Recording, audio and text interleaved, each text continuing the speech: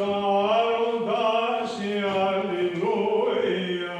Γέννησή σου Θεοτό και χαρανεμίνη σε πάση τη οικουμένη, εξουδαρέτηλεν ο ήλιος της δικαιοσύνης, Χριστός ο Θεός ημών, και δείξας την κατάρρετο και την ευλογία, και καταργήσας το θάνατον, εδωρήσατο ημίν ζωήν την αιώνιον.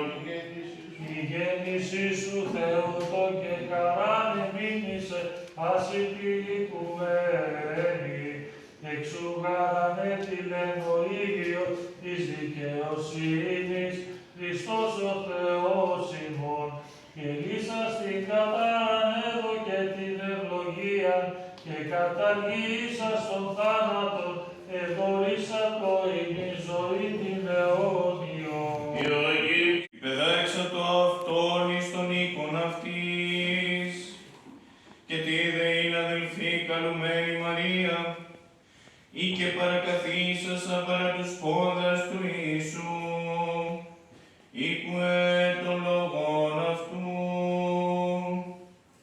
Η δε Μάρθα περί εσπάτω περί πολλή διακονίαν, επιστάσα δε είπε, Κύριε εμέληση ότι η αδελφή μου μόνη με κατέλειπε διακονή, υπέουν αυτή να μη συναντιλάβητε. Αποκριθείς δε είπεν αυτή ο Ιησούς, Μάρθα, Μάρθα, μεριμνάς και τυρβάζει περί πολλά, ενός δε εστι χρία. Μαρία δε την αγαθή μερίδα εξελέξατο, εις τη σου καφερεθήσετε απ' αυτής.